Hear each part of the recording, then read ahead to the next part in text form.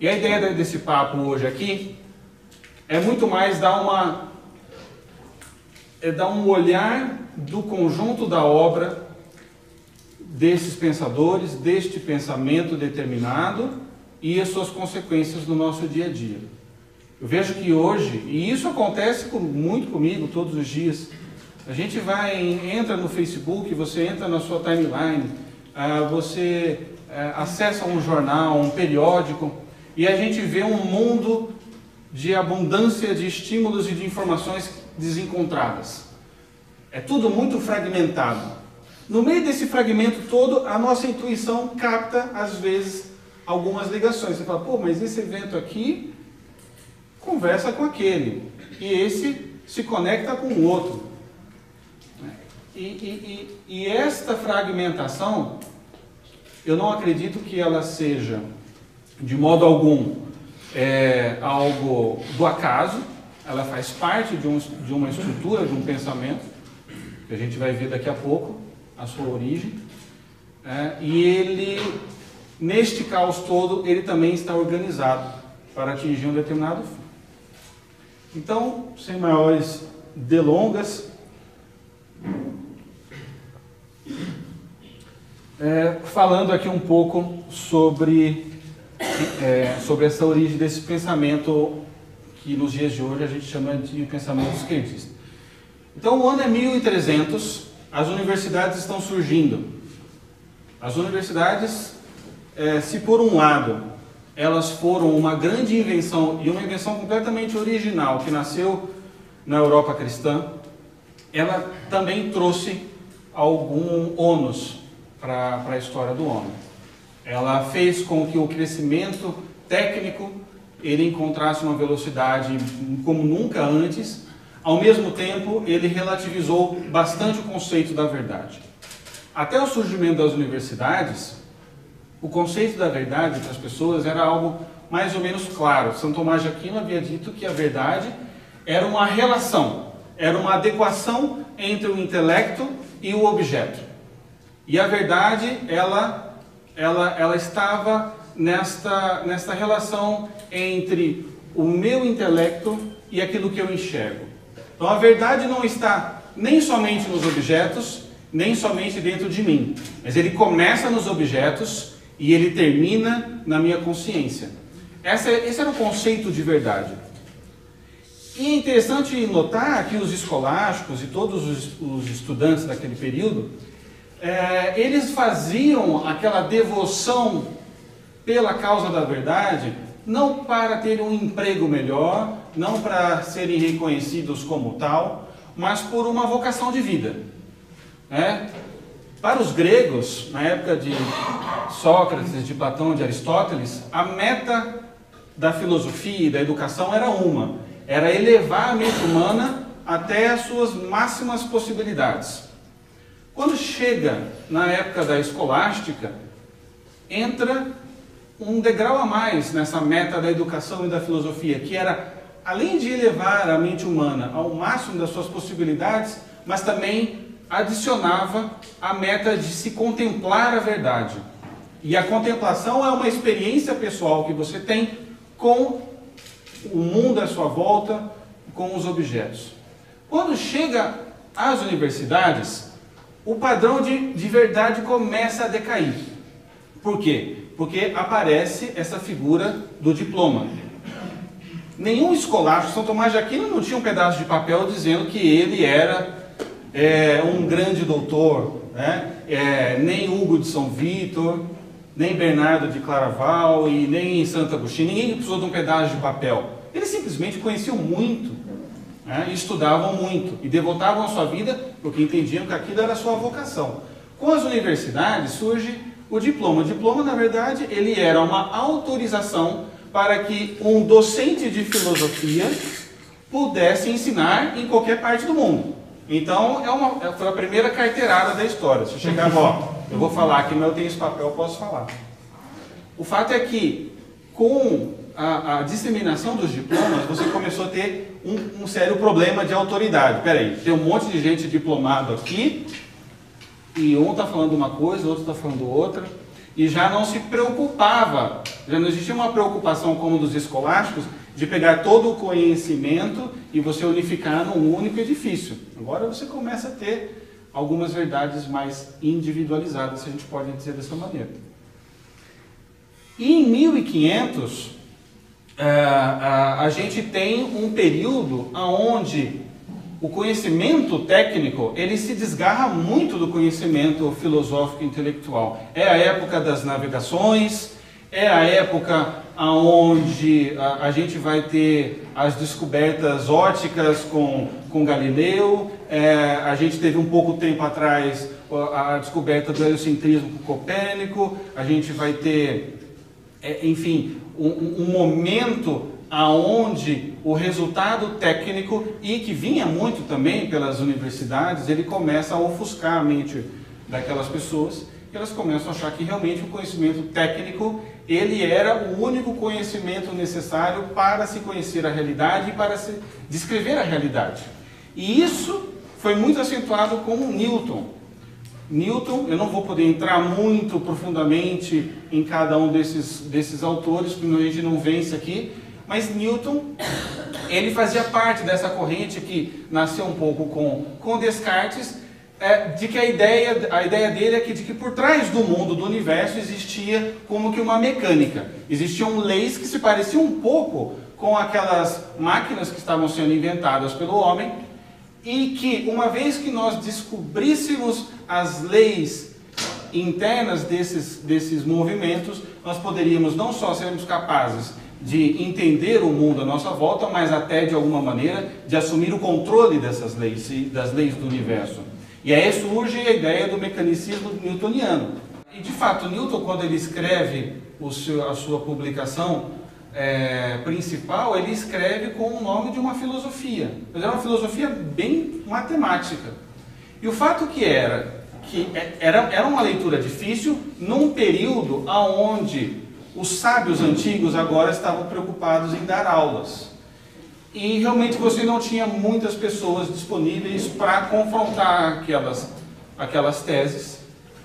Né? O Leibniz dizia, olha, isso não faz sentido, essa lei de que existe um espaço que existe por si mesmo, um tempo que ele é eterno. E o Newton dizia, sim, mas faz sentido, eu faço a conta aqui e dá certo. Na verdade, a gente já estava vivendo um momento de grande deterioração do intelecto humano, embora a técnica estava muito pujante.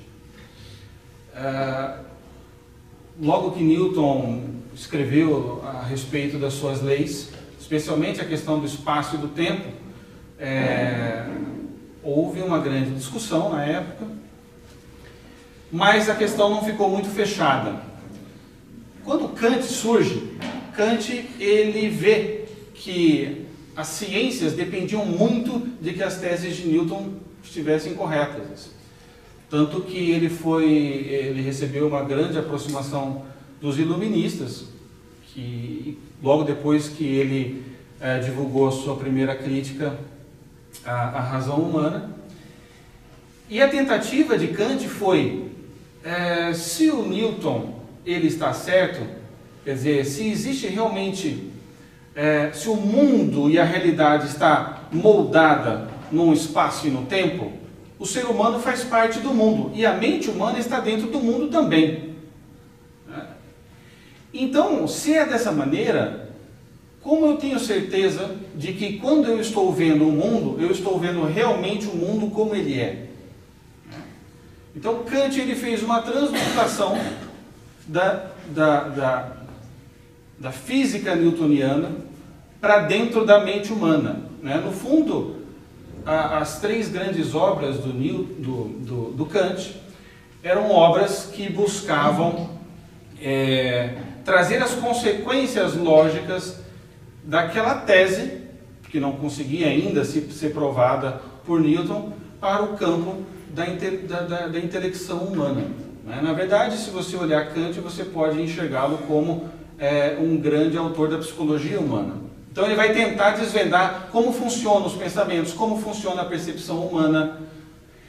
E quando Kant ele começa a trazer essa noção do espaço e do tempo, quer dizer, então o mundo ele se acomoda num espaço, né? Tomás de Aquino dizia que o espaço não existia, a única coisa que existe realmente é a extensão dos corpos.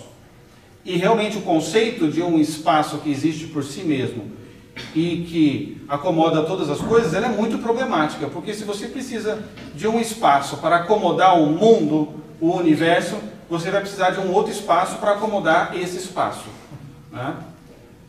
Então isso gerava um grande problema, mas ninguém estava enxergando isso. E Kant também não enxergou. Mas Kant chegou a uma certeza de que existia uma estruturação na mente humana similar à que o Newton tinha colocado na sua mecânica. Dentro da mente humana existia o espaço e o tempo, como num plano assim, cartesiano, e tudo que nós assimilávamos pelos nossos sentidos, especialmente pela nossa visão, quando entrava na nossa cabeça, eles entravam dentro desse plano cartesiano de espaço e de tempo. E assim, o conhecimento que nós tínhamos do mundo não era garantia de que batesse com a verdade. Não sei se está muito complicado. Se tiver, alguém pode levantar a mão aí também e a gente para e dá mais uma clarificada, né? O fato é que Kant ele lançou essa sua primeira obra chamada A Crítica da Razão Pura. E qual que era a conclusão do Kant? De que o homem, quando ele está fazendo o ato de cognoscer o mundo à sua volta, ele não tem como ter certeza de que o que ele estava captando pelos seus sentidos batia com a verdade. Então, isso ele colocou como a impossibilidade do homem conhecer o mundo a priori.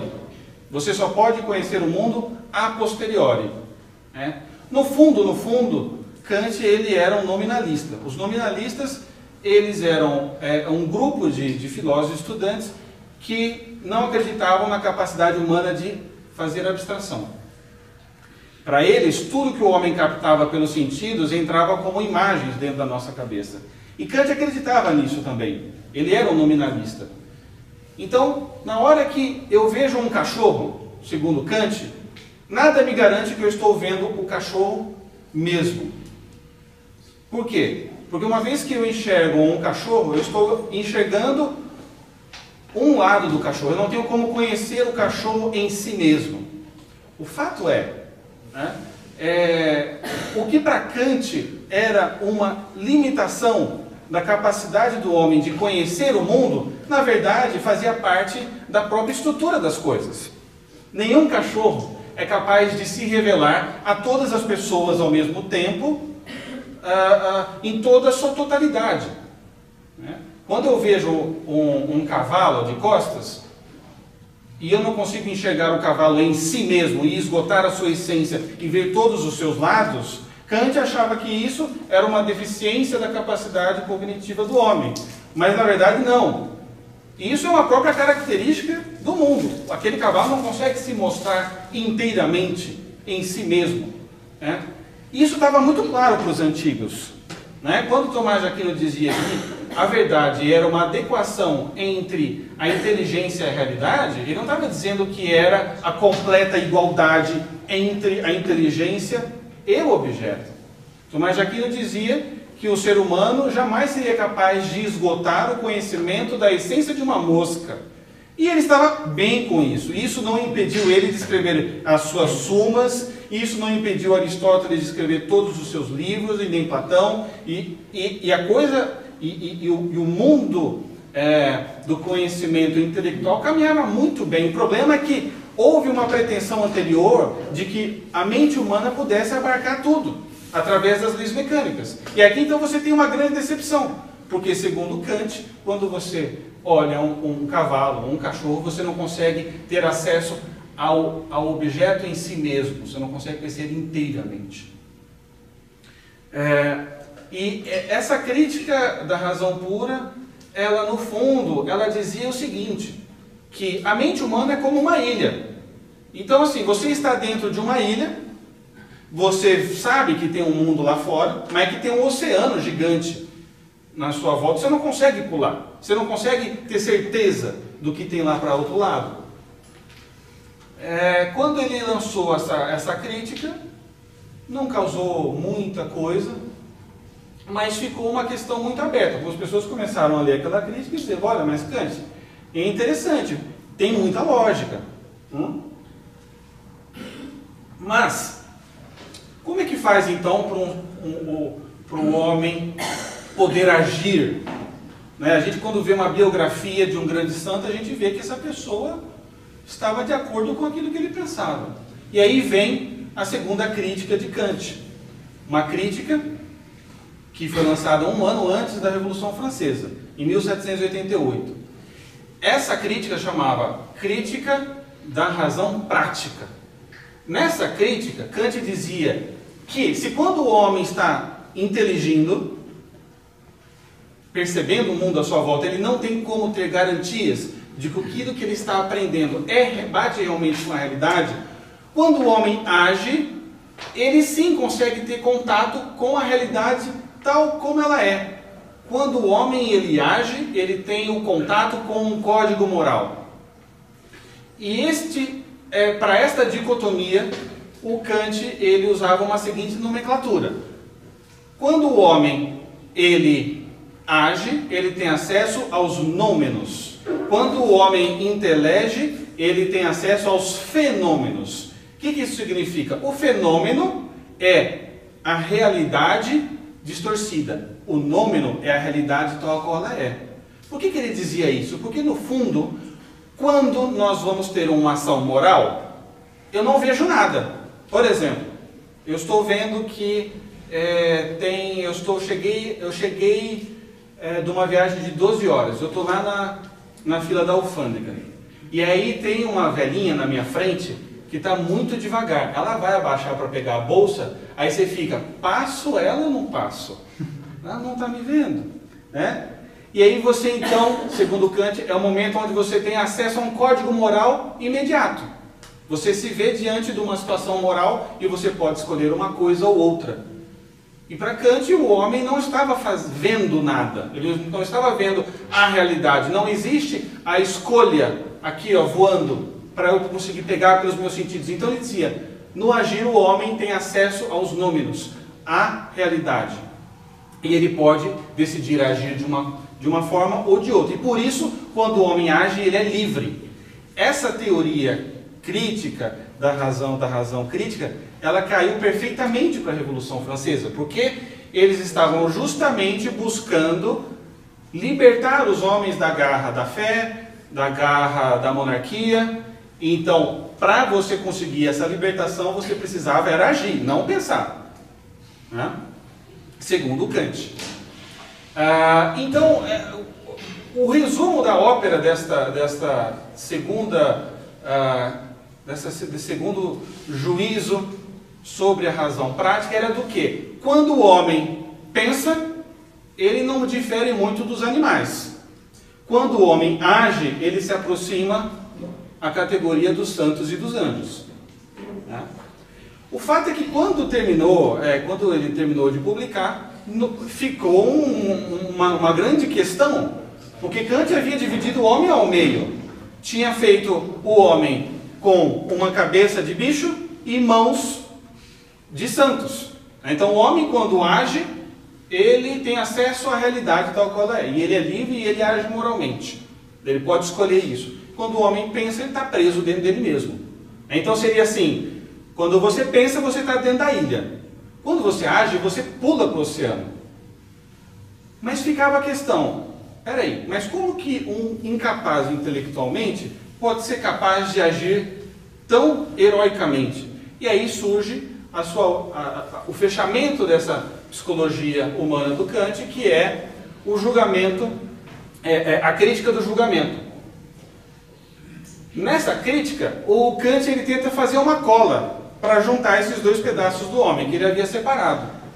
E o que ele dizia? Ele dizia o seguinte, que quando o homem vai agir, ele não tem acesso ao mundo como tal, no momento em que ele está considerando aquela atividade. Apenas quando ele escolhe e age.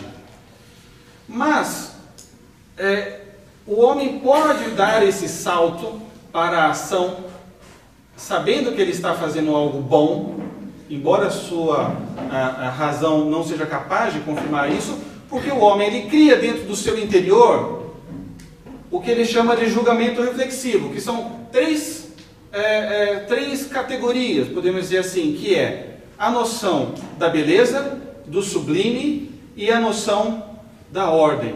Então, o ser humano, dentro de si, ele tem noções do que é bonito, do que é feio.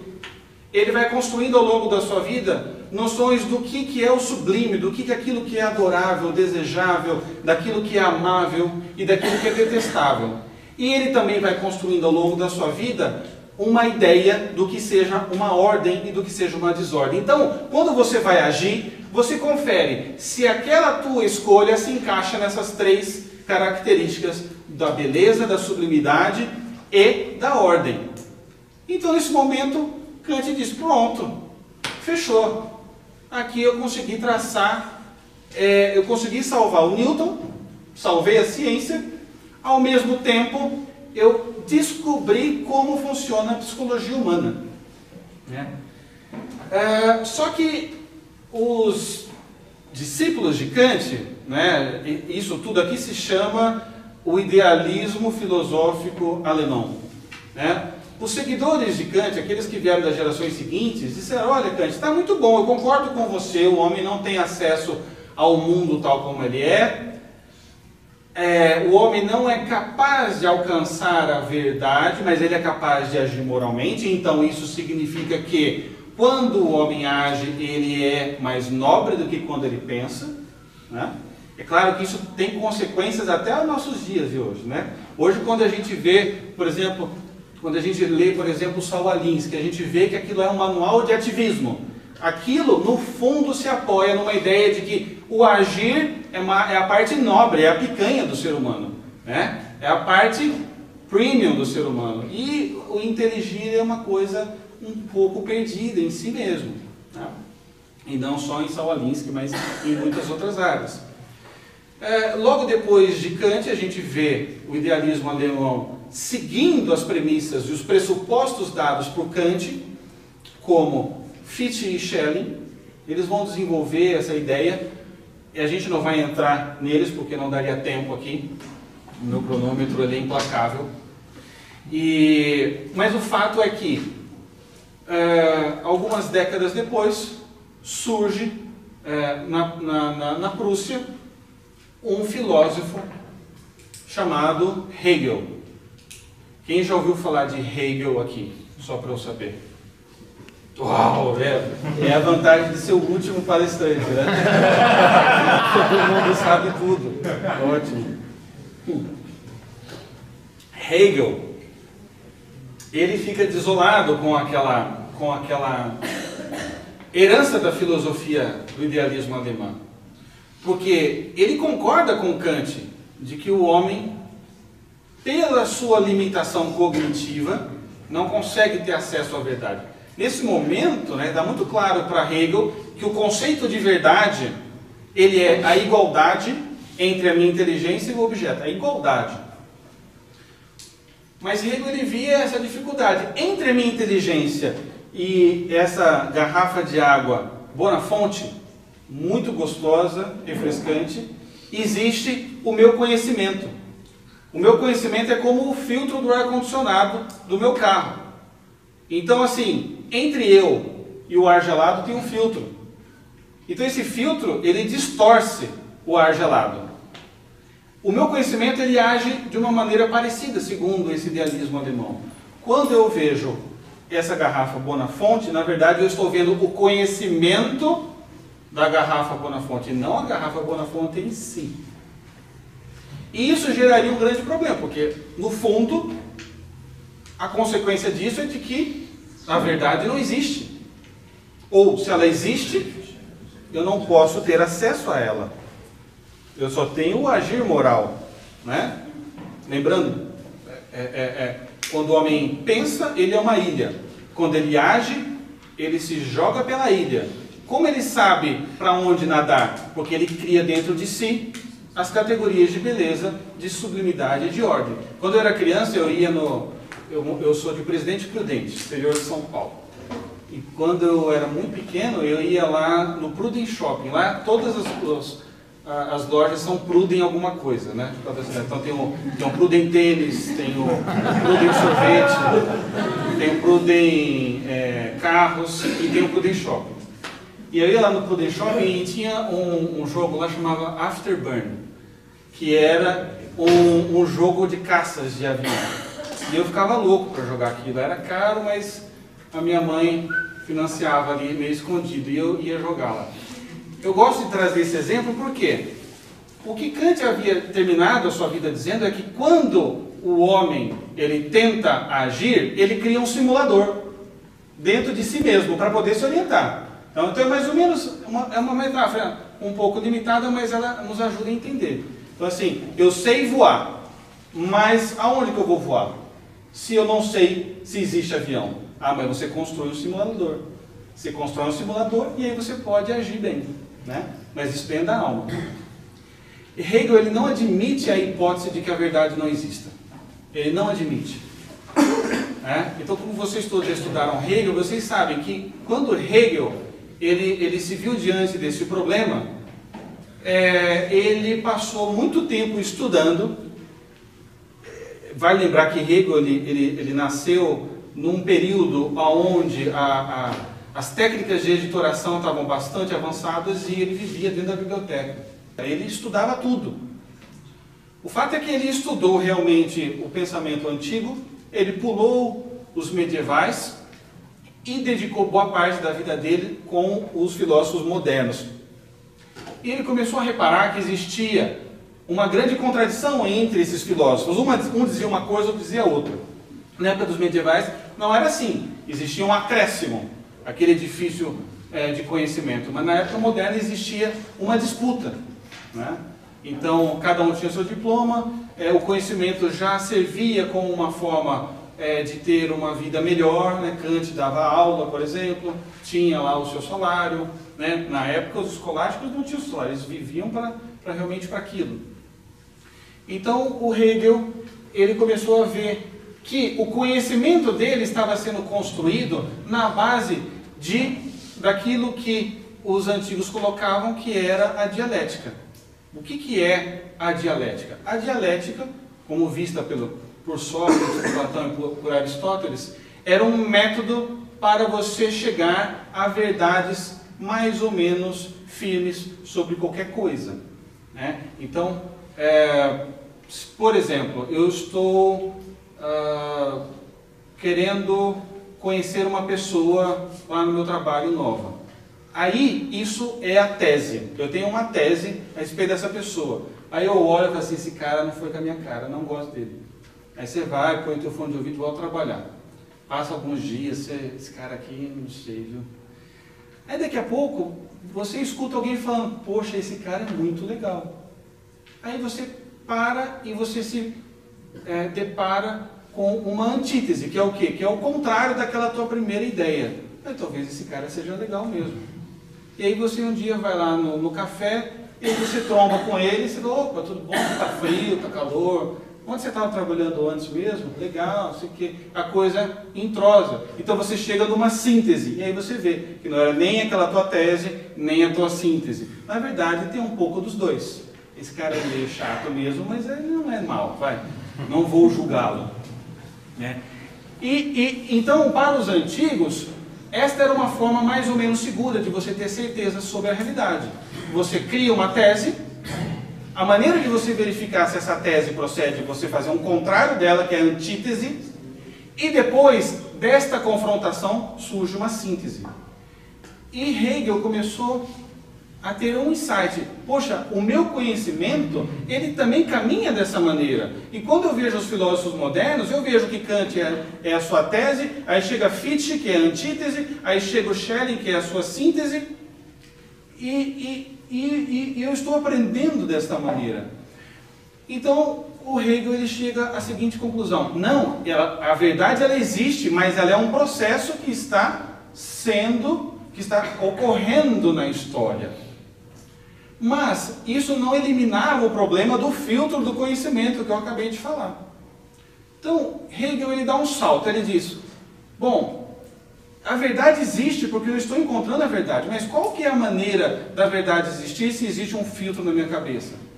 Aqui é onde ele dá um salto, que ele diz o seguinte, a única maneira de existir uma verdade é se existir um espírito universal, e esse espírito universal, ele está criando um processo de tese, de antítese e de síntese na história do mundo, para chegar a se conhecer plenamente.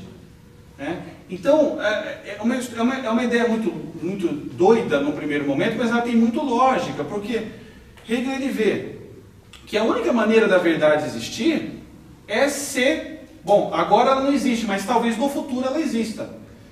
E ela será o resultado final de um processo de dialética. Uma dialética que se move pela história. Então ele cria essa teoria, ele cria essa espécie de Deus panteísta, mas que não tem nada de divino, mas é uma espécie de Deus panteísta que está em todas as coisas, que é o Espírito Universal, e ele criou o mundo, e nós, e todas as coisas, como a sua antítese, como uma maneira dele ter uma confrontação entre si mesmo e a sua antítese e chegar à síntese da verdade.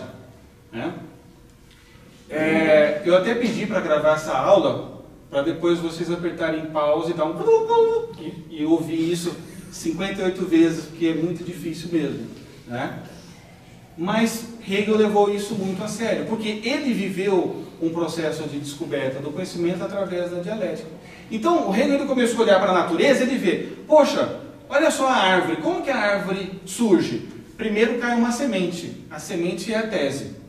Aí a semente precisa, que é viva, precisa do seu contrário, que é morrer para sair dela um arbusto. Isto é a sua antítese. E a árvore então é a síntese. E ele começou a olhar que isso acontecia em várias outras partes da natureza. Então o mundo estava se estruturando como tese, antítese e síntese. Se alguém chegasse para o Hegel e falasse assim, Hegel, existe a verdade? Ele diria, talvez, muito provavelmente, a verdade, ela ainda não existe, mas ela vai existir. E nós estamos caminhando para ela.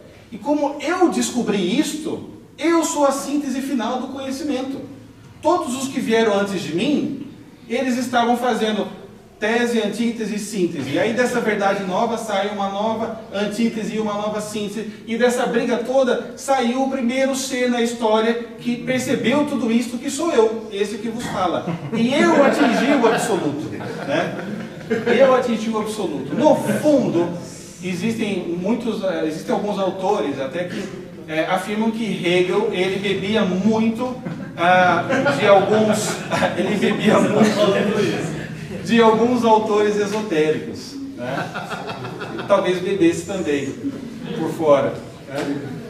Mas tem muita lógica, quer dizer, a verdade ela não existe porque eu tenho o problema do conhecimento, mas se existir um ente superior que está procurando se conhecer em todas as coisas, e todas as vezes que eu, Silvio, Rodrigo, toda vez que você descobre um assunto novo e que você faz um processo dialético para chegar a uma verdade, você está ajudando o Espírito Universal a conhecer mais do mundo. Né? Quando a gente ouve a palavra alien, o que significa alien? Né? É um outro, é alguém que não sou eu, é alguém fora de mim. O que é o conceito da alienação para Hegel? É o seguinte, existe um Espírito Universal que no começo de tudo, ele não sabia de si mesmo, então ele se alienou, ele criou um outro eu. Ele criou o mundo, o cosmos e todas as coisas. E desta alienação, ele está buscando se reconhecer neste ente que ele pensa que está fora dele, mas na verdade é ele mesmo. E quando ele se reincorpora, ele atinge um grau muito alto de consciência. Este outro não é outro, sou eu estou consciente disso. Então, não existirá diferença entre a inteligência do Espírito Universal e todas as coisas, porque todas as coisas fazem parte dele mesmo. né? Então aqui foi quando Hegel conseguiu matar a charada. É verdade, não tem como o ser humano, pelo seu conhecimento, descobrir a verdade. Mas se existir um espírito universal que faça a igualdade entre a sua inteligência e tudo, ele é tudo, e ele está num processo de dialética, de autoconhecimento, e todas as vezes que nós estudamos e passamos por um método que eu descrevi no meu livro chamado Fenomenologia do Espírito, então um dia o Espírito Universal vai ter a sua consciência e nós chegaremos à verdade final e ao absoluto. Esta era uma teoria muito complicada, mas muito sofisticada. Ninguém pode dizer o Hegel de que ele tinha preguiça. Ele pegou o enigma de Kant e ele deu uma solução para a verdade existir. Quando Hegel ele morreu, ele deixou este livro, Fenomenologia do Espírito, que era uma obra única na história da filosofia moderna, porque ele havia sido, até então, o primeiro filósofo a provocar nos seus alunos um método para a descoberta da verdade, algo que os antigos, especialmente os escolásticos, faziam, né?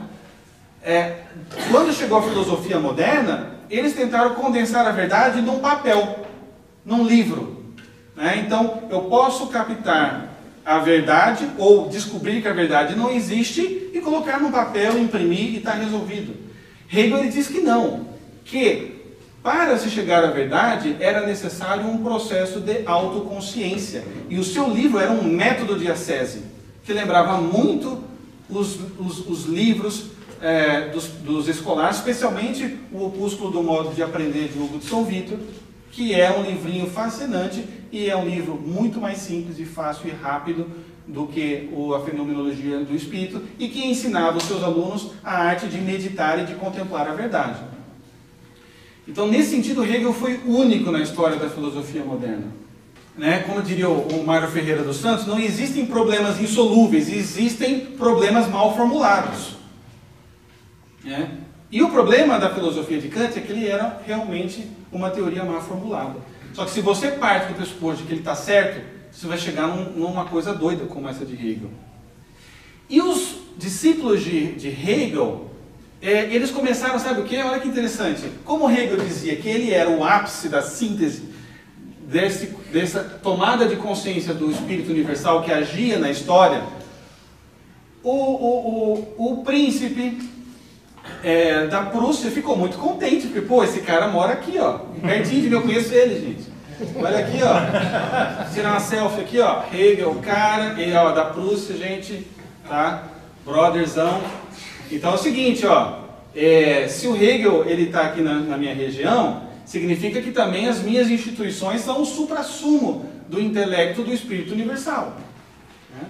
Não é à toa que o ensino compulsório nasceu ali, porque existia uma certeza muito grande de que eles tinham, eles estavam no ápice do intelecto da história humana. Então vamos tratar de exportar todas as nossas instituições.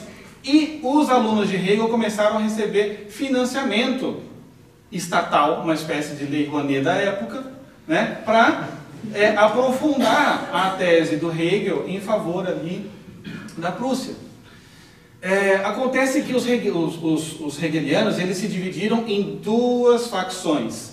Uma facção de direita, que dizia que a história estava acabando ali mesmo, aquela era a síntese final, e existia aqueles que seguiam um dos furos da tese de Hegel, que dizia o seguinte: não, gente, ó, Hegel falou aquilo, mas ele é a síntese, mas depois da síntese pode vir uma nova antítese. Então, eles eram os hegelianos de esquerda. E os hegelianos de esquerda começaram a criticar tudo em sua volta. Inclusive, aquela monarquia, as instituições da Prússia, começaram a fazer oposição política a tudo. Começaram a criticar tudo, porque o método de Hegel ensinava que para você chegar à verdade, você precisava de pancadaria, de confrontação de ideias. E aí, Marx era um desses, né? E nesse momento, eles perderam a bolsa deles, a Bolsa Prússia. Eles perderam, né? Marx sofreu com isso. Tem um livrinho aqui, chamada aqui As Três Fontes, por Lenin, onde Lenin ele descreve esse processo, dizendo que o Marx ficou muito pobre e tal. Enfim. Entre esses hegelianos de esquerda existia um que se destacou. Ele não tem tanto peso na história do pensamento moderno, mas Marx o tornou notório, chamado Feuerbach. O que dizia o Ludwig Feuerbach? O Ludwig Feuerbach dizia o seguinte: olha, gente, está tudo certo, o Hegel é o cara, mas essa história de espírito universal, isso aí, ó, tá com nada. Não existe espírito universal. Ele está certo, tudo o resto. Existe um motor na história que se move através da dialética, mas não tem espírito universal nenhum. São os seres humanos que se movem em bloco e que pensam juntos, e que criam tese e antítese e síntese, e assim a humanidade vai evoluindo. Asterisco. Quando a gente vê Charles Darwin dizendo sobre a questão da evolução, não foi ele que inventou isso, tá? Quem inventou isso foi Hegel. Hegel antecipou a teoria evolucionista em muitas décadas, certo? Essa ideia de que existe uma evolução e que necessariamente tudo que vem de novo é melhor do que é o antigo, essa é uma ideia genuinamente hegeliana, tá? Depois incorporada por Darwin, que começou a perceber que realmente existia um padrão dialético também na natureza e tudo mais, e depois, tivemos a incorporação das ideias do Darwin no darwinismo social, com Margaret Singer, que depois deu origem, em paralelo, às teses da eugenia, né? Então, o homem também está em evolução, então existem antíteses humanas por aí que precisam ser superadas por uma síntese e tudo mais, né? Não é à toa que a Alemanha e a Prússia estão no coração das duas guerras mundiais. Não dá para aprofundar isso aqui agora. Mas realmente faz muito, tem muita conexão. E eu estava falando sobre Feuerbach. Feuerbach escreveu um livro que se chamava A Essência do Cristianismo, onde Feuerbach dizia o seguinte, que no fundo a religião cristã, e Hegel, parênteses, Hegel ele dizia que a religião cristã era a penúltima etapa da evolução da dialética no mundo. Ele era o último, mas a religião cristã era boa também. Era a penúltima, mas medalha de prata para a religião cristã. Não dá para pontua, tudo mais, tá bom. O que acontece? O Feuerbach, ele dizia que, tira o espírito universal, o que existe a humanidade se move em bloco. E a humanidade se alienou como o espírito universal e criou um outro seu, que é a noção de Deus. E nessa noção de Deus, o homem projetou todas os seus anseios de pureza, de misericórdia, de bondade. Ele criou um ser que personificava tudo aquilo que o homem queria ser, mas não conseguia. Mas que havia chegado o tempo do homem atingir um grau de consciência tão grande a ponto de que ele poderia gerar uma síntese do cristianismo, incorporar toda a antropologia cristã e seguir em frente. Não precisa mais de religião cristã, porque isso é uma alienação do homem, né? Feuerbach, ele se dizia materialista, ele era ateu. Quando Marx ficou sabendo do ensaio, deste ensaio da essência do cristianismo do Ludwig Feuerbach, eles tiveram um embate. Porque Marx dizia, você, Feuerbach, você é ateu coisa nenhuma.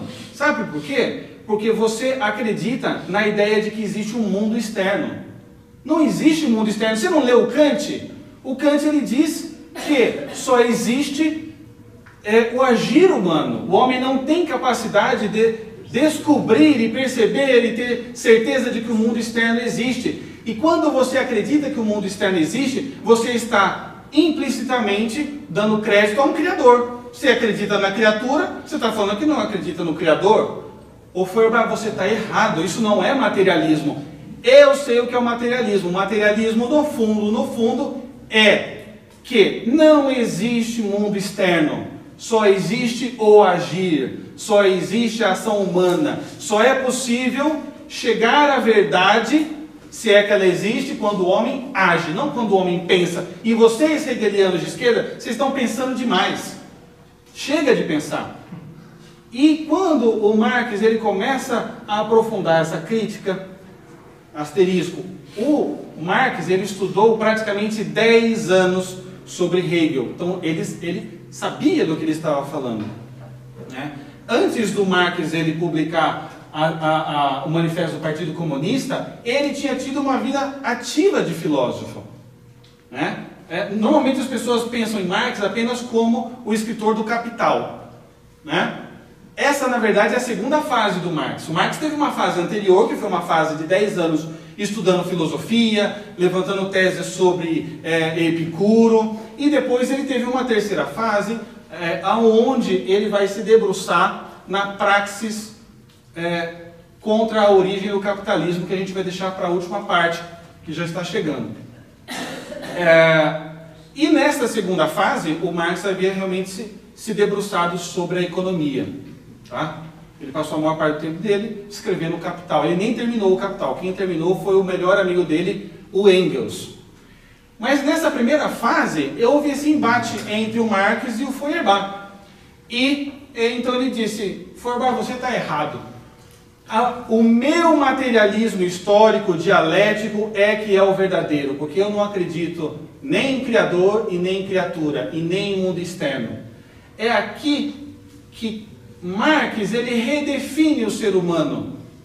Se até aquele momento ainda persistia alguma ideia, alguma concepção de que o ser humano ele era um animal racional, Marx ele vai dizer que não, que o homem não é um animal racional. O homem ele é um homo faber, ele é um animal que faz. Ele é um animal que produz instrumentos de trabalho. Por quê? O instrumento de trabalho ele é o agir do homem. Então, no fundo, o Marx ele ficou preso à ideia do Kant, e aí ele adicionou o componente dialético do Hegel, quando ele misturou o componente do não existe mundo exterior com a dialética de Hegel, mas sem o espírito, sem a ideia, sem o intelecto, onde ele enxergou que, no fundo, o motor da história é a luta de classes. Existe sim uma dialética que move o mundo, mas esta dialética que move o mundo, ela não é das ideias, ela é da luta entre senhor feudal e servo, entre aristocracia e camponês, entre burguês e trabalhador. Esta é a verdadeira dialética do mundo, é a dialética possível de nós realmente captarmos, porque ela é fruto do agir humano, né? Eu me lembro quando eu era adolescente, eu estudava para o vestibular a dialética materialista histórica de Marx, né? Eu não entendia nada. Eu fui entender faz alguns meses. Como é que o Marx chegou a essa conclusão agindo? Esse é um dos furos dele. No fundo, se você pegar a história intelectual do Marx, é um caso muito crasso de paralaxe cognitiva. Então você sai da sua mente e você enxerga o mundo fora de si mesmo. Então você cria uma teoria que se aplica a todos menos a você, né? Então, sim, isso existe, esse furo totalmente. Isso é uma coisa que eu ia colocar no final. Marx, não, obrigado. Está prestando atenção mais do que qualquer um aqui, né? Então, realmente, o Marx, ele chega nessa conclusão através do intelecto, e não fabricando um machadinho ou uma linha de produção, né? Quer dizer, mas, enfim, uma época onde o conceito de verdade foi modificada para um conceito subjetivo, né? Quer dizer, até hoje a gente vê isso, isso aí é a sua verdade, hein? A verdade não pode ser verificada, né, pelo modelo kantiano. E Hegel e Marx, eles prosseguem isso. É que Marx ele pega uma parte do Kant, uma parte de Hegel, e ele define, no fundo, que a história se move com uma dialética de luta de classes. E aí, tem muita gente que acha que o Marx, ele queria fazer a revolução, mas não era bem assim. O Marx, ele anteviu a revolução, porque ele estava vendo que estava tendo lutas de classe ao longo de toda a história. É claro que é uma visão super parcial, que desconsidera todas as associações livres que existiram na história do mundo, né? Mas ele escolhe essa parte, né? Hegel havia também tratado um pouco sobre isso, né? E ele diz que, então, aquele momento presente era aquele silêncio antes da próxima onda. E a próxima onda era uma revolução do proletariado. O proletariado, ele faria a síntese de toda aquela situação de tese e antítese que se personificava na luta de classes. Então, quando Marx ele escreve o seu manifesto do Partido Comunista, no fundo ele está querendo aumentar o grau de conscientização dos operários. Vocês estão alienados, vocês não sabem. Eu sei, então estou aqui para avisá-los. O capitalismo, pelas suas próprias contradições internas, ele irá ser demolido. Ele será demolido. E vocês são o último estágio da humanidade. Lá no fundo. Eu nunca vi nenhum comunista de verdade defendendo o capitalismo ao máximo para que ele possa encontrar suas próprias contradições e se elogie. Porque, pelo ponto de vista filosófico, teria que ser isso que teria que ser feito. Claro. Deixar o capitalismo ao máximo para que aquelas contradições dele acabassem. Isso. Não, mas são muitos os que pensam assim. E a gente já vai chegar nisso agora. Né? Logo depois que Marx ele morre, ele deixa algumas obras inacabadas, que serão concluídas pelo Engels. E o fato foi que, naquele momento, logo após a morte do Marx, o marxismo ele se dividiu basicamente em duas correntes. Tá? A corrente russa, onde estava acontecendo a Revolução Bolchevique, por Lenin, e estava acontecendo um marxismo muito alemão. O marxismo alemão, ele se caracteriza por uma paciência. Eles estavam como que esperando a revolução chegar. E quando Marx escreveu os seus textos, realmente a Europa estava vivendo um momento de grande convulsão. Eles achavam que esta revolução final estava na iminência de acontecer. Então eles precisavam, no fundo, aumentar o grau de consciência dos operários e avisá-los, vai chegar. E podemos acelerar esse processo. Podemos acelerar esse processo, se todos tomarem consciência. Né? O que aconteceu foi que esses pensadores marxistas que iam para a Rússia, eles chegaram lá, eles não viram uma ditadura do proletariado. Eles viram só uma ditadura. Eles viram sangue nas ruas. Eles viram destruição. Marx ele dizia que a revolução do proletariado ele seria, na verdade, o penúltimo estágio para chegar na utopia, porque o último estágio mesmo seria o desmantelamento do Estado. E quando esses marxistas da Alemanha foram para a Rússia, eles viram que, na verdade, não estava tendo nenhuma ditadura do proletariado, que era só ditadura, que aquilo era uma corrupção sem fim e que aquilo era uma subjeção do homem sobre o homem. Quem estava no partido mandava mais. E dentro do partido você tinha pessoas que se sobrepunham. Né? Inclusive, Bertrand Russell, ele foi um dos que conheceram, ele teve uma reunião de 1 hora com o Lenin, e ele voltou de lá e escreveu uma carta dizendo que aquilo que ele tinha visto não tinha nada a ver com o que tinha sido prometido. Então, os marxistas da Alemanha se dividiram em duas partes. A primeira parte era a parte liderada por Eduard Bernstein, que deu origem ao Partido Social Democrata da Alemanha e que deu origem à linha do PSDB. Tá? Então, é esta linha que diz o seguinte: olha, Marx estava certo, tudo beleza, mas não vai haver uma revolução. Tá? tá? Não vai existir uma utopia, mas tudo o resto a gente pode aproveitar. A gente pode fazer um modo de gerar esta sociedade ideal, que é igualitária, onde todos são iguais, onde não há diferenças de classes, de renda e de nada. Então, através da ferramenta da justiça social, sabe-se lá o que é isso. Eu sei que justiça social, todo final do mês no meu Lerite tem lá justiça social e vai um montão do meu dinheiro embora, né, para a justiça social. Eu não vejo esse dinheiro depois. Mas surgiu então esta linha do Edward Bernstein, que inclusive, se você procurar entre a fundação do PSDB, ele é citado. E uma outra linha na Alemanha, que foi o que deu origem mais aos partidos comunistas no resto do mundo, que realmente estão querendo acelerar a revolução. O PCB, o Partido Comunista, todos os partidos comunistas do mundo vieram dessa segunda linha, que sim, acreditavam que a revolução ia vir e que era preciso mesmo acelerar esse processo e conscientizar os operários do mundo todo. Operários unidos, vocês não estão sabendo, mas vai chegar e vai ser demais. Só quebrar o gelo um pouco.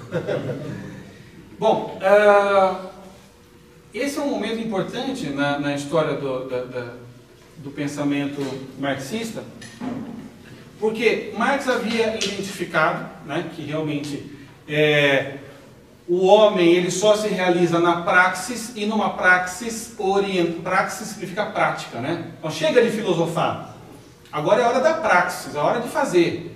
Vamos colocar em obra o aceleramento da dialética histórica. Vamos conscientizar os operários e vamos para essa utopia. Quando chegou em 1922, Marx já tinha morrido, o Engels tinha ido na casa do Marx, encontrou lá alguns manuscritos, ele terminou algumas das obras, ele terminou o Capital, ele terminou um livrinho que ninguém conhecia, que não havia sido editado, que remontava a sua primeira fase, que se chama 11 Teses sobre Ludwig Feuerbach. Ele usava aquilo para orientação pessoal, onde ele usou aquilo para orientar a sua linha intelectual.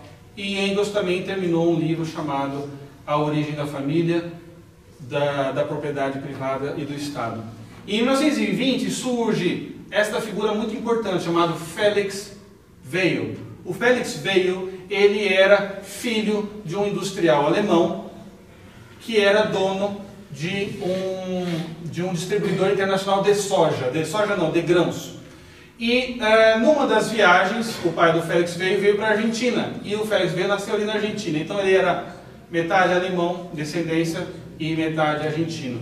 Quando o Felix Weil ele volta para a Alemanha, ele se encontra com aquela situação, né? Então a utopia marxista é algo desejável, na Rússia não está dando certo, obviamente, né? Era uma época onde existia uma grande desilusão do marxismo por parte do braço russo, mas o braço alemão estava meio que dormente, mas estava vivo ainda. E o Alex Weil, ele convida todos os grandes pensadores marxistas daquela época para fazer uma série de congressos anuais.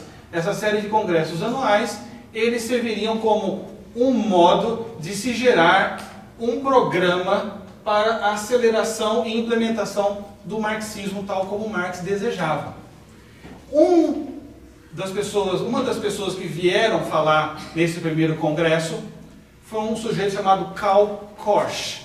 O Karl Korsch, ele havia estudado e se debruçado muito na primeira fase e na última fase dos escritos de Karl Marx. E ele percebeu o seguinte, gente, o Karl Marx ele dizia que para o mundo, para o homem chegar ao seu final brilhante, ele precisaria desmantelar o Estado. A gente está aqui tentando acelerar a revolução, mas esse é o penúltimo estágio. O último é o desmantelamento do Estado. E nós estamos vendo pela situação na Rússia que você pode até tomar o poder e socializar todos os meios de produção, e o Estado não cai. Isso é porque o Estado tem uma vida própria.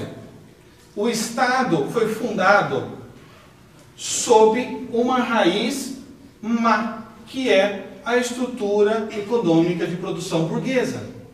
Então, se nós derrubarmos o governo e tomarmos a economia, o Estado ainda vai segurar tudo aquilo, o status quo. Então, no fundo, a mensagem que Marx disse e ninguém pegou direito é que é preciso também desmantelar o Estado. Mas para desmantelar o Estado, nós precisamos atacar uma estrutura invisível do Estado, a subestrutura. É uma estrutura que a gente não vê, mas que dá sustentação ao Estado e à produção burguesa dos meios de produção. Então, o Karl Korsch, ele joga a luz para um campo que ainda ninguém tinha percebido muito, que não estava tanto mais na organização de sindicatos, da formação de grupos de revolucionários operários, mas num programa de atividade voltado para um campo mais amplo do que só a das linhas de montagem de fábrica. Porque eu posso tomar a fábrica, mas ainda vai sobrar o direito, vai sobrar a filosofia, vai sobrar as instituições universitárias, vai sobrar as artes, vai sobrar um mundo ainda. Então nós temos que trabalhar também neste campo. Quando o Felix veio e escutou isso, ele ficou assim, embasbacado. Ele disse, pronto, não precisa de mais nenhum congresso. O que esse sujeito falou é isso mesmo que nós temos que fazer. Então é o seguinte, quando a gente começa, né? E desta reunião surgiu a ideia, então, de se fazer um grupo de estudos para se aprofundar as ideias do Karl Korsch. E foi aí a fundação do Instituto de Pesquisas Sociológicas de Frankfurt, que depois foi conveniada à Universidade de Frankfurt e depois foi apelidada de a Escola de Frankfurt. O Felix veio, ele tinha algum dinheiro, ele não era nenhum Bill Gates, mas ele fez um aporte inicial. Ele calculou o seguinte, então o professor, ele tem 12 salários por ano. Então, eu vou dar um aporte que é o correspondente a 60 anos de aula de um professor e vocês montam esse instituto. Com esse dinheiro, eles contrataram os primeiros professores, montaram uma biblioteca gigantesca sobre estudos marxistas e sociológicos e se iniciou a Escola de Frankfurt. Nesse primeiro momento, a Escola de Frankfurt tinha um problema, porque a maior parte dos seus professores, eles não tinham diplomações e titularizações que o governo exigia. Então, muitos estudavam enquanto davam aula, né? E então houve uma primeira fase onde o diretor da Escola de Frankfurt, ele era um bom marxista, mas ele acreditava mais na linha da espera, vamos esperar, né? Ele não acreditava tanto no programa do Karl Korsch. Quando esse professor ele se aposentou, entrou esse sujeito chamado Max Horkheimer. Quem que era Max Horkheimer? Era um amigo do Karl Korsch e que dividia todas as ideias do Karl Korsch, de que sim, nós precisamos mesmo atacar o Estado. A gente vai chegando na última parte da nossa conversa, eu peço que vocês assim deem esse último respiro realmente para captar essas ideias, porque elas são muito importantes. O Max Horkheimer, ele começou a se debruçar sobre o problema do Karl Korsch, de que existia uma subestrutura abaixo, invisível, operando no sistema burguês, e de que, no fundo, este Estado, que era o Estado que precisava ser desmantelado, ele se erguia dessa subestrutura. E ele chegou a uma conclusão de que o Estado, ele se mantinha de pé, porque por baixo do Estado existia uma cultura que foi construída ao longo dos séculos e dos milênios sobre um modo de pensar burguês, capitalista. Então, não só nós somos bons marxistas quando nós focamos na tomada do poder econômico e na ditadura do proletariado, mas também quando nós ajudamos a desmantelar toda a cultura. E o que faz a cultura? A cultura ela se faz pelas artes, pela religião, pela família, pela filosofia, pelo direito, pelas instituições intermediárias, que ele identifica 3 instituições intermediárias entre o Estado e o indivíduo, que seria a escola, a igreja e a família. Isso deveria ser muito atacado, porque se a gente não derruba a cultura segura o Estado, e aí não tem utopia. E o Horkheimer, ele começou a estudar, mas como que nós podemos desenvolver um trabalho para a destruição da cultura? Através da famigerada teoria crítica. Hoje tem muita escola que diz assim, olha, aqui na minha escola a gente ajuda os alunos a pensarem, a gente ensina eles a pensarem. Ah, é? Mas como? Através da teoria crítica. A gente ensina eles que eles têm que criticar tudo. Exercer o pensamento. Isso, você tem que exercer o pensamento crítico. Então, você exercendo o pensamento crítico, meu amigo, você está obedecendo o Mark Horkheimer sem saber. Porque ele é o inventor da teoria crítica. Ele escreveu um livro chamado Teoria Tradicional e Teoria Crítica, onde ele diz que todas as teorias tradicionais, baseadas no intelecto e no antigo modo de pensar burguês, que para ele era tipo tudo que eu não concordo, né? Tudo isso era ideologia, porque era uma invenção, o homem não tem acesso à realidade, isso é uma ideologia. Só que se nós começarmos a questionar as pessoas a respeito de suas culturas, esta cultura dissolve como um gelo debaixo do sol. A cultura não subsiste à crítica, segundo Max Horkheimer. E Max Horkheimer vai mais a fundo. E ele tenta ver qual a melhor maneira de exercer a teoria crítica, né? Ele começa a enxergar que, no fundo, o que segura o Estado é a cultura. O que segura a cultura são todas as instituições, todo o legado antigo, e por baixo disso tudo existia o que ele chamava de autoridade. O Horkheimer, ele dizia que a autoridade era a interiorização da violência estatal, que não dava liberdade para que pessoas discordassem dos meios de produção capitalista. Então, o autoritarismo era, em última análise, o que impedia a dissolução da cultura, né? Então ele vai escrever um livro chamado Autoridade e Família. Este é um livro que precisa ser traduzido para o português e feita uma análise crítica em cima dela, aos modos que o Horkheimer ensinou. Não existe ainda, né? Mas esse é um livro que ele praticamente é a pedra fundamental do programa da Escola de Frankfurt. Qual? Autoridade e Família. Não, sim, mas não tem em português. Vocês vão achar em inglês. Authority and Family. Exatamente isso. Tem em espanhol também, que é mais fácil. Tá?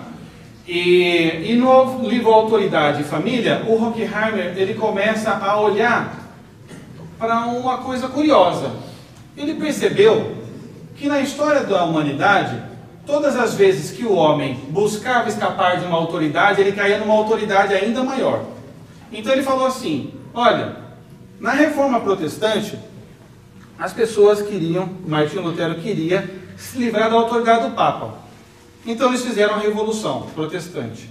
Mas aí eles caíram numa autoridade ainda pior, porque agora eles caíram na autoridade direta de Deus. Eles não podem mais falar que é culpa do Papa. Agora é eles e Deus direto. Mas aí, quando aqueles protestantes, eles começaram a fugir da autoridade deles, caíram numa autoridade ainda pior, que era a autoridade dos empresários. Agora eles têm que trabalhar 17 horas por dia, 7 dias por semana. Quando eles eram católicos, nos estados papais, qualquer pessoa que tinha fome e não tinha casa, podia plantar e fazer uma horta no estado papal, e ele sobrevivia. Agora, ele não tem mais nada. Se ele não trabalha e não produz, ele morre de fome.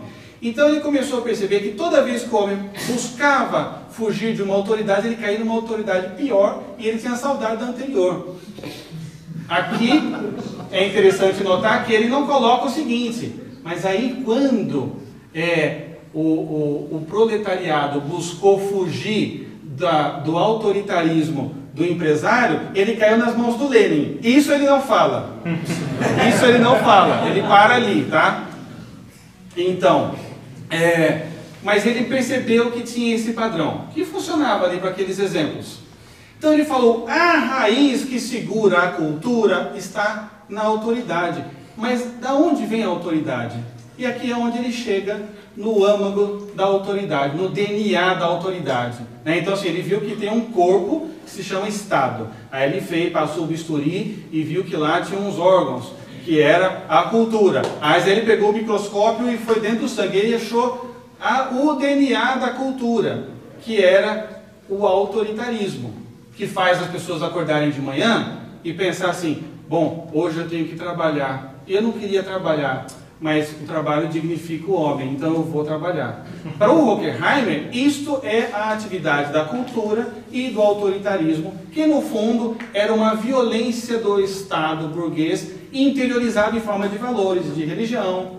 Né? Então, para o Horkheimer, quando surgiu a primeira divisão de trabalho e começou a divisão do mundo em classes, esta cultura, para se manter no poder, foi criando valores, foi criando estruturas, uma religião que incentiva as pessoas a trabalharem, para se dignificarem, e foi modelando a maneira como as pessoas pensam. Então, como o Estado não pode descer o cacetete em todo mundo e obrigar elas para irem para as fábricas, porque o Estado não tem como abarcar esse tanto de violência, ele cria um terrorismo psicológico nessas outras instituições, que fazem parte da cultura. E o autoritarismo, ele reside em todas elas. Mas da onde vem o autoritarismo? E aí quando o Horkheimer ele diz que o autoritarismo ele vem da família monogâmica e indissolúvel entre homem e mulher e seus filhos. Eu trouxe aqui umas citações do Autoridade e Família que eu traduzi para ajudar a gente a discorrer essa última etapa, porque ela é uma etapa bastante importante para a nossa conversa. Então ele diz o seguinte, embora, por exemplo, a consciência moral, o senso e a concepção do dever se tenham desenvolvido em ligação muito estreita com a coação e a necessidade dos mais diversos tipos, e devam mesmo ser interpretadas em larga medida como força interiorizada, como a lei exterior incorporada à própria alma, elas, no entanto, representam, afinal, na estrutura psíquica dos indivíduos, forças específicas com bases nas quais eles não só se submetem ao existente, mas também, em certas circunstâncias, se opõem a ele. Então ele está dizendo o seguinte, que a cultura cria certos valores, certas estruturas psíquicas que obrigam as pessoas a se submeterem ao sistema vigente. E ele é tão sofisticado que às vezes ele permite que alguns se oponham, inclusive ao sistema, para dar uma aparência de legitimidade.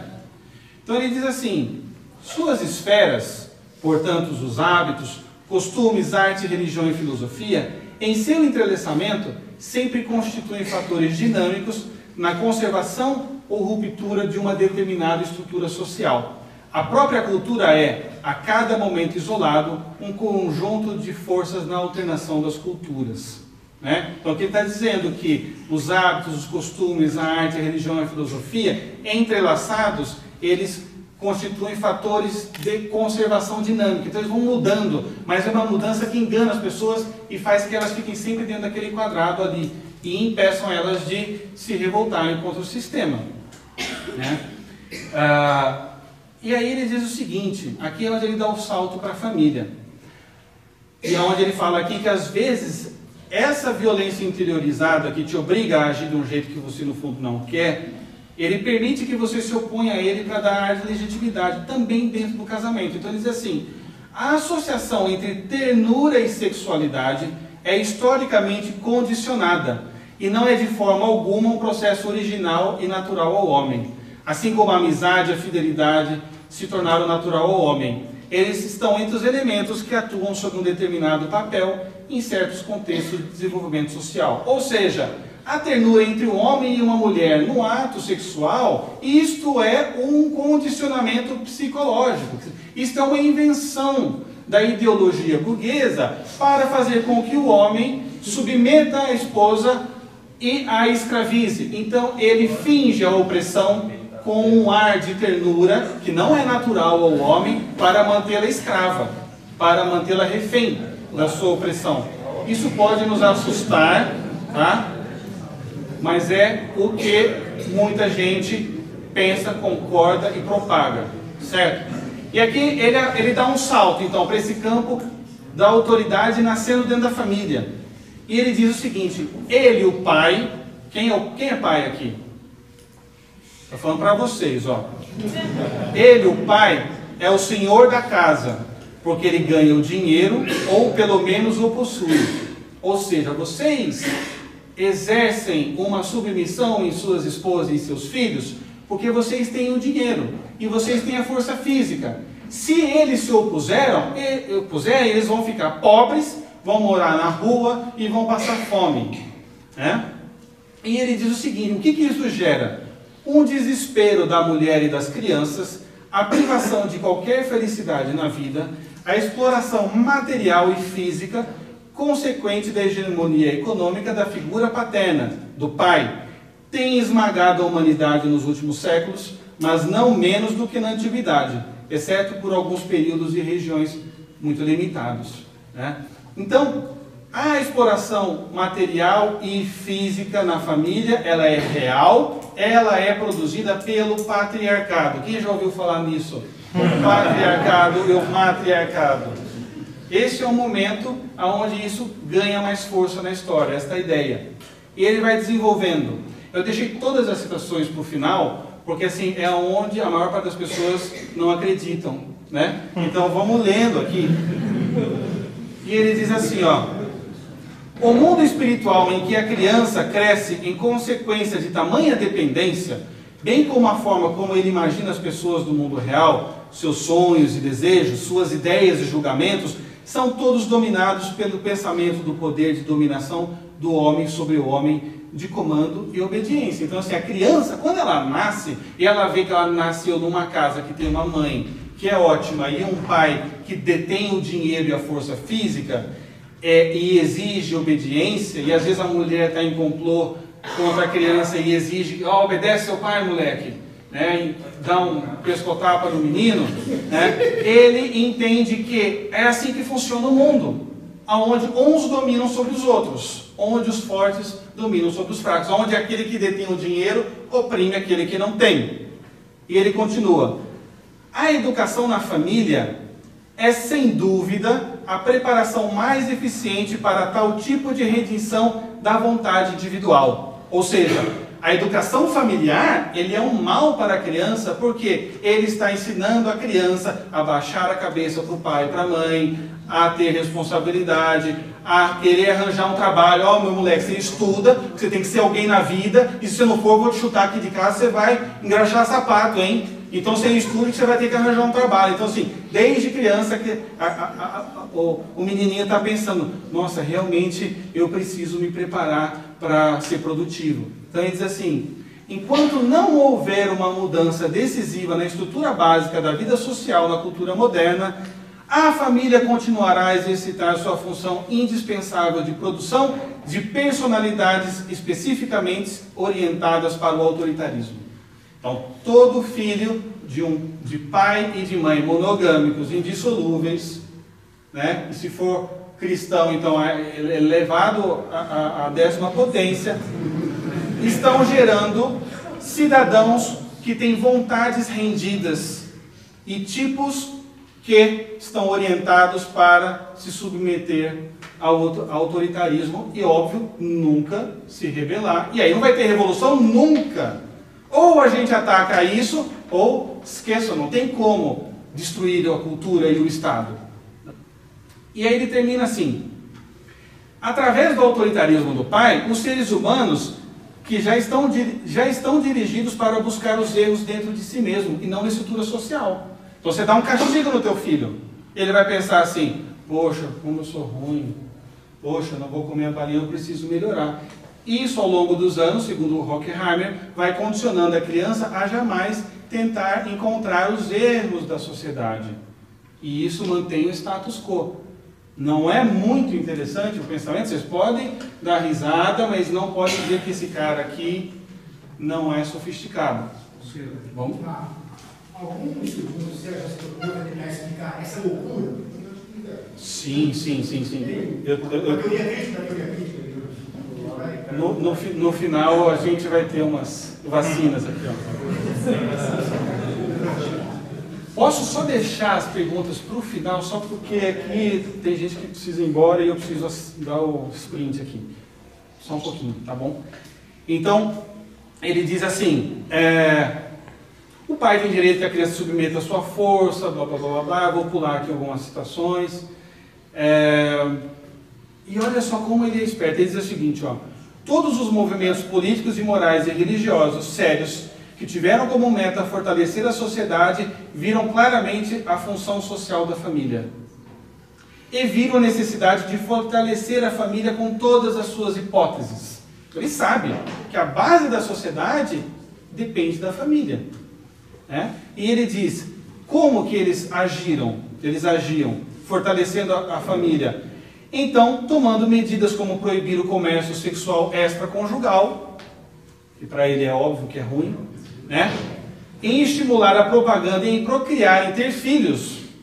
Esse pessoal que quer fortalecer a família e a sociedade quer ter filhos. E quer educar os filhos. Vejam vocês. Que absurdo. E aí ele termina dizendo o seguinte: a mulher, ao se submeter ao casamento monogâmico, também está se submetendo à autoridade. E aí, exatamente por isso, a vida sexual do homem e da mulher se rodeia em secretos diante de suas crianças. E o filho é obrigado a experimentar uma ternura para com a mãe, aonde se proíbe da maneira mais rigorosa qualquer sexualidade. Então, o que ele está dizendo aqui? Que a ternura é ideologia capitalista. Quando a mulher se submete ao marido, eles criam um ambiente de segredos sexuais. E isso gera uma ternura nos filhos. Então o filho olha para a mãe e vejam que absurdo, segundo Horkheimer. Tem um menino dentro da casa, ele vê uma mulher, que é a mãe dele, e ele não tem desejos sexuais pela mãe. Por quê? O pai é dono daquela mulher. Então, existe uma cultura de ternura dentro de casa entre os filhos, para com as mães, para com a mãe, para com os irmãos, que é uma violência interiorizada do sistema de produção vigente, aonde os homens dominam as mulheres. E aqui é onde ele traz, então, a ideia do matriarcado. Na verdade, a ideia do matriarcado não é dele. Essa ideia do matriarcado foi desenvolvida na primeira fase de produção filosófica do Marx, quando ele viu que existia realmente uma relação entre a origem do Estado burguês e a família, e na última fase. Ele deixou escrito, o Marx, um livro que foi terminado por Engels, chamado A Origem da Família, da Propriedade Privada e do Estado. E lá, o Horkheimer vai buscar as bases para este programa da Escola de Frankfurt. A Escola de Frankfurt, isso é importante que fique claro, é mais marxista do que Marx. Mas muito mais. Por quê? Porque eles voltaram às bases hegelianas de Marx e trouxeram as bases hegelianas para todas as esferas humanas. E aqui o Horkheimer cita o Marx e o Engels. E diz o seguinte, isso aqui foi originalmente escrito no livro A Ideologia Alemã, do Marx com Engels. A primeira divisão do trabalho é a que se faz entre homem e mulher para a procriação dos filhos. E aqui ele diz: a monogamia nasceu da concentração de grandes riquezas nas mesmas mãos, as de um homem, e do desejo de transmitir essas riquezas por herança aos filhos deste homem, excluídos os filhos de qualquer outro. Aqui ele cita de novo o Engels e o Marx. Esta foi a experiência mais decisiva da história humana. Então, de onde surgiu essa ideia? O Marx, no fim da vida dele, ele já tinha intuído lá na primeira fase da vida dele que existia alguma conexão entre sociedade burguesa e a família fundada no casamento entre homem e mulher e seus filhos.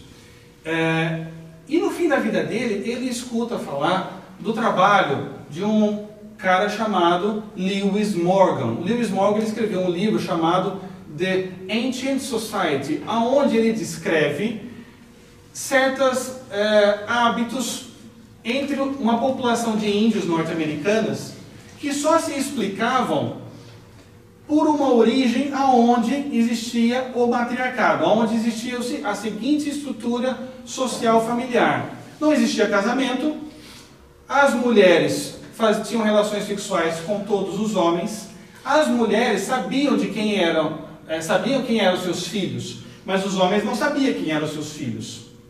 Conforme o tempo foi passando e a agricultura foi se desenvolvendo, os homens saíam para trabalhar na agricultura e começaram então a armazenar grandes riquezas da agricultura. E eles pensaram que eles precisavam deixar aquela riqueza toda nas mãos de um herdeiro, mas eu não sei quem que é o meu filho.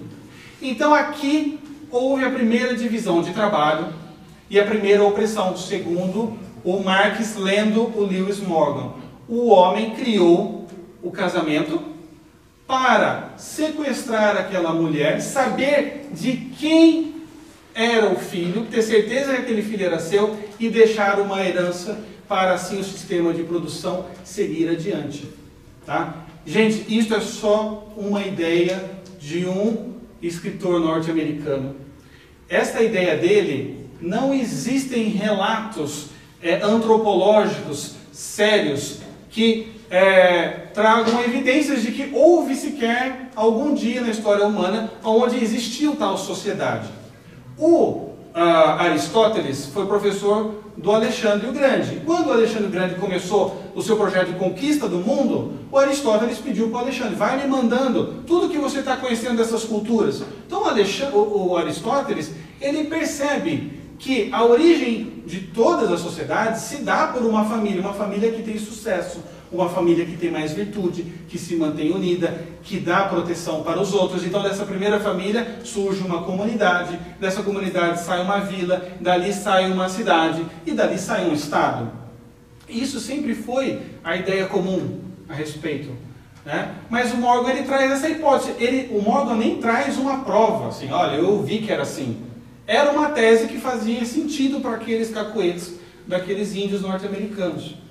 E o Marx, quando lê isso, ele fala: eu sabia, eu estava certo, a minha intuição estava correta.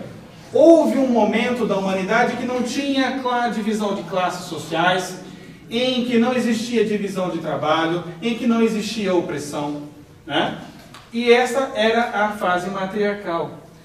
E o Max Horkheimer resgata e dá luz a este pensamento, né? Dizendo que realmente essa foi a experiência mais decisiva da história humana.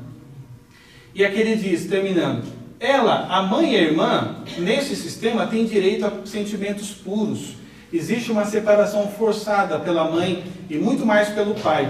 Na medida em que a mulher se dobra sob a lei da família patriarcal, aumenta o autoritarismo. Ou seja, o autoritarismo, ele cresce toda vez que uma família se fortalece, toda vez que a família se afasta do modelo matriarcal, o autoritarismo, toda vez que ele se afasta, o autoritarismo cresce. Toda vez que ele se aproxima, o autoritarismo desaparece, né? Então, o Horkheimer, ele não traça assim, um programa do que fazer, mas ele identificou o DNA do problema todo, segundo toda essa lógica, né? Os discípulos e seguidores da Escola de Frankfurt são aqueles que vão desenvolver essas ideias. O Foucault, o Sartre, o Alterman e muitos outros, né? Isso foi mais ou menos 1930. Em 1950 começam as primeiras teorias dos direitos reprodutivos e da mulher, na maneira como a gente vê hoje, né? Toda a ideia da emancipação feminina, de que ela tem que sair de casa mesmo, de que as crianças precisam ser educadas cada vez mais cedo, em tempo integral, compulsoriamente, querendo o pai ou não, né? Todas as ideias a respeito, por exemplo, a gente vê que o divórcio, ele foi implementado no Ocidente, não foi assim, com grandes disparidades, a coisa foi mais ou menos uniforme, mais ou menos junto. Então, todo este fomento, ele é um fruto direto da escola de Frankfurt e desse texto da autoridade da família. Tá? O que é muito curioso é que o último parágrafo desse livro do Horkheimer, para a gente já encerrar, se refere justamente ao tema da educação. Da educação que a gente está enfrentando hoje, né? Do ensino ideologizado. O que ele diz? Na medida em que o capitalismo vai entrando em crise, cada vez menos a família poderá desempenhar o seu papel autoritário. Então, está dizendo o seguinte, né? Pouco a pouco, a família vai começar a se fragmentar. E ela não vai conseguir mais desempenhar o seu papel autoritário sobre as crianças. É isso que ele está dizendo. Como consequência, torna-se necessário, quer dizer, isso precisa acontecer, que o Estado cada vez mais assuma papéis no lugar da família. O Estado tem que assumir os filhos e assumir os papéis da família. O Estado tem que procurar produzir uma educação mais autoritária, é isso que ele está dizendo, ou pelo menos diminuir o papel que antes cabia à família e à igreja. Né? Então, o Platão, já vou encerrar e a gente já pergunta. O Platão, uma vez ele escreveu um texto dizendo assim, se perguntando, se existisse uma sociedade incorruptível onde fosse governado pelos sábios, seria possível alguma maneira de corromper essa sociedade? Porque se você for pagar uma propina, eles são sábios, eles amam a sabedoria, eles não querem dinheiro. Como é que se faz? E o Platão ele dá a receita. Ele diz o seguinte, sim, é possível destruir uma sociedade dessa por uma leve alteração na educação. Então, a gente vê que no final das contas, hoje, após essa fase de grandes políticas, e o esquerdismo mundial adotou todas essas políticas de desintegração familiar, eu não estou dizendo aqui que quem se divorcia é mal, é errado, vai para o inferno, eu não estou fazendo nenhum julgamento de valor, esse é o programa deles, tá? Então, na medida em que este programa foi sendo adotado pelas esquerdas do mundo todo, seguidores da escola de Frankfurt, a gente vê, ao mesmo tempo, um assédio cada vez maior do Estado a respeito da educação das crianças. Então, hoje, se vocês me perguntarem, Silvio, o que você diz então? Você está aí falando da esquerda, então você está dizendo que é para ser da direita, é para ser da dos conservadores aí, desses caras aí que estão defendendo as coisas, tudo que existe de ruim no mundo, né? Eu vou dizer, não é isso.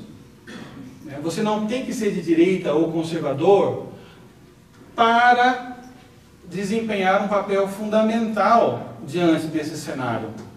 A Madre Teresa de Calcutá ela dizia uma frase, isso que essas grandes mentes, esses grandes santos, eles são geniais, porque a Madre Teresa de Calcutá, ela resumiu 1h40 que vocês estão sentados aqui numa frase, ela diz assim, quer a paz mundial, vá para casa e ame a família, né? Eu podia ter falado isso e já tinha ido embora faz tempo já. Mas é verdade, né?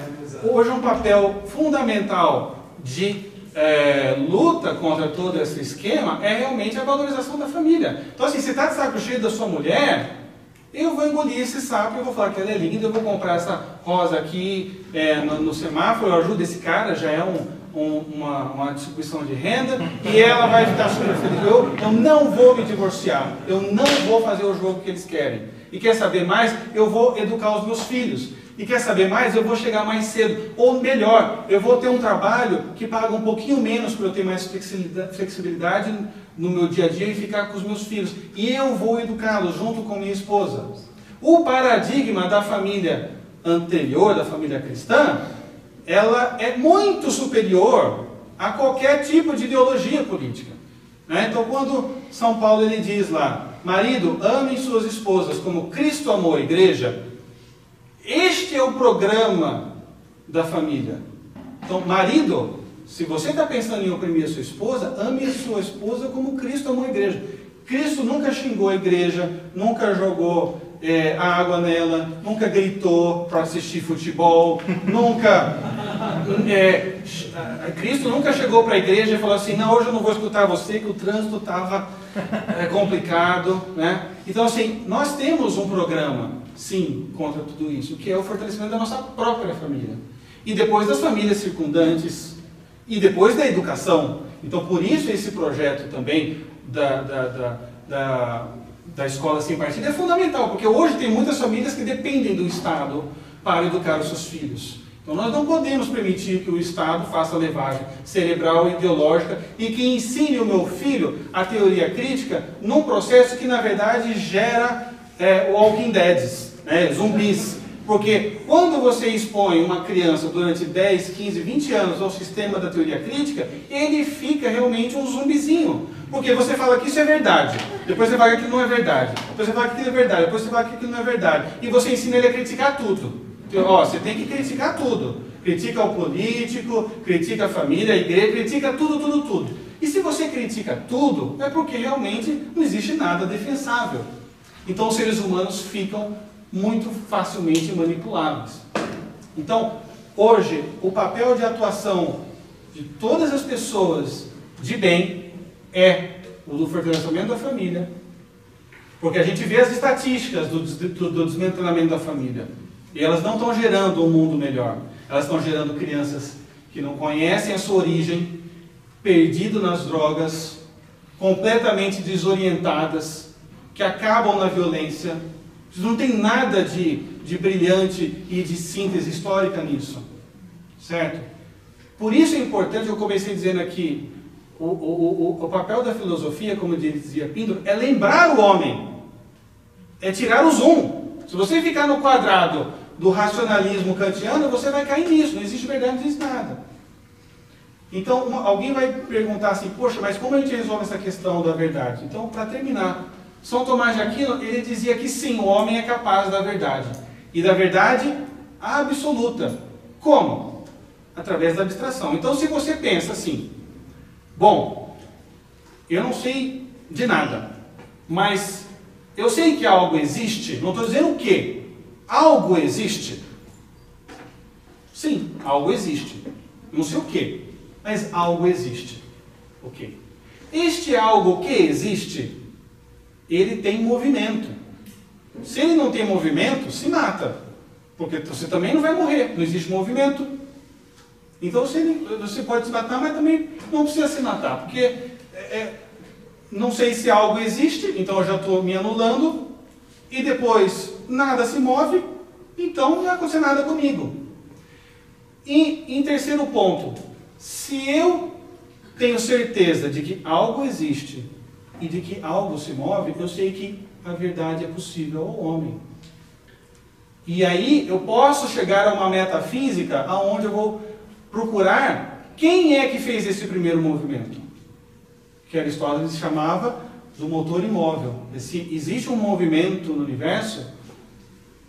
Quem fez o movimento anterior, ele foi movimentado por alguém. Quem fez o movimento anterior foi movimentado por... Então tem que existir um primeiro motor. E esse primeiro motor não pode ser corporal. Porque se eu bato e gera um movimento, eu tenho uma reação contrária. Então o primeiro motor tem que ser espiritual.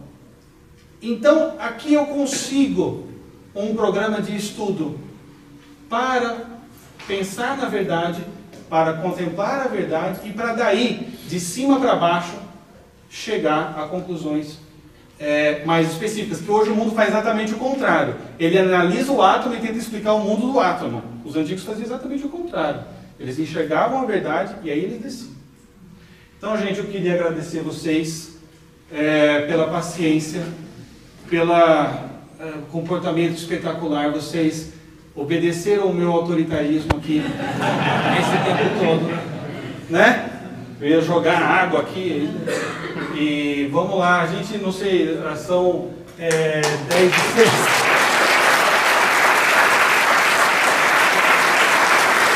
Obrigado.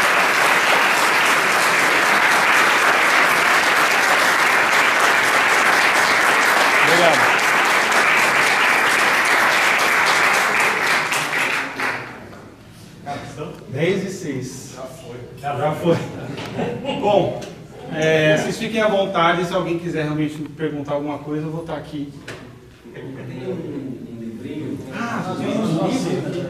se chama Comunhas Minha Família, em que a autora lá é de graça. Aliás, tem um monte de graça. Tem batuquinha e outras coisas. Em que fala justamente sobre isso. O processo que se chega para substituir a família pelo Estado na criação do... Sim, mas é isso aí.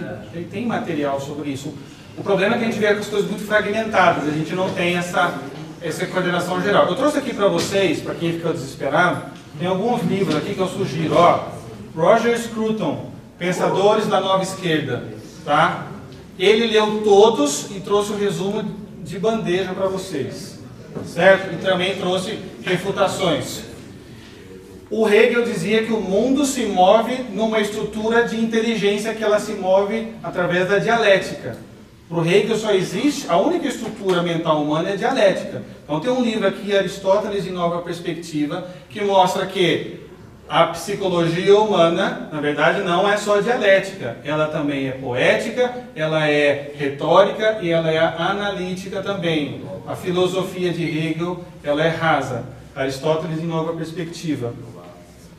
Tem um outro livrinho aqui que é muito pouco conhecido para aqueles que ficaram um pouco incomodados com a questão na parte da religião, que chama Fé, Verdade e Tolerância, que aonde o cardeal Ratzinger ele vai contextualizar todas as correntes do idealismo alemão com as questões de fé, da tolerância, do cristianismo muito atual, pouco conhecido, tá certo?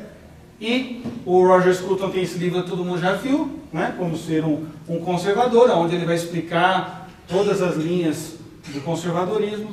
E depois esse outro que é o Poder Global, a Religião Universal, do Juan Cláudio Sanahurra, que também é bem farto de documentação. Tá certo? Aqui é um pequeno programa, para quem se interessar, pode começar por aqui. Beleza.